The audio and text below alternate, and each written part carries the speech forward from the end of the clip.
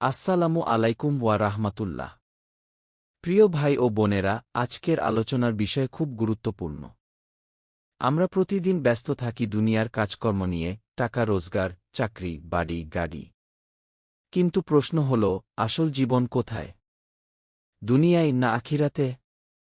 আল্লাহ বলেন সূরা আনকাবুতের ৬-৪ নং আয়াতে, ওয়ামা হাজিহিল হাজাতুদ দুনিয়া ইল্লা লাহবুন ওয়ালাইব, ওয়া ইন্নাদ দারাল আখিরাতা লাহিয়াল হাইওয়ানগি। অর্থ, এই দুনিয়ার জীবন কেবল খেলা তামাশা, আর আখিরাতই হল প্রকৃত জীবন। ভাই ও বোনেরা, দুনিয়া খুবই ক্ষণস্থায়ী। যেমন একটি ফুল আজ ফুটেছে, কাল শুকিয়ে গেল। যেমন বৃষ্টি এলো, কিছুক্ষণ পরেই শুকিয়ে গেল। দুনিয়ার সব কিছুই অস্থায়ী।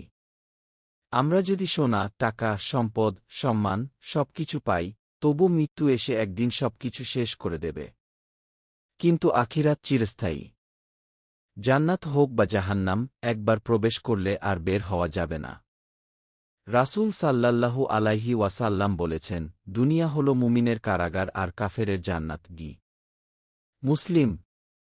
মানে মুমিন এই দুনিয়ায় আল্লাহর নিয়ম মেনে চলে, অনেক কিছু থেকে বিরত থাকে। কিন্তু আখিরাতে সে পাবে প্রকৃত স্বাধীনতা ও সুখ।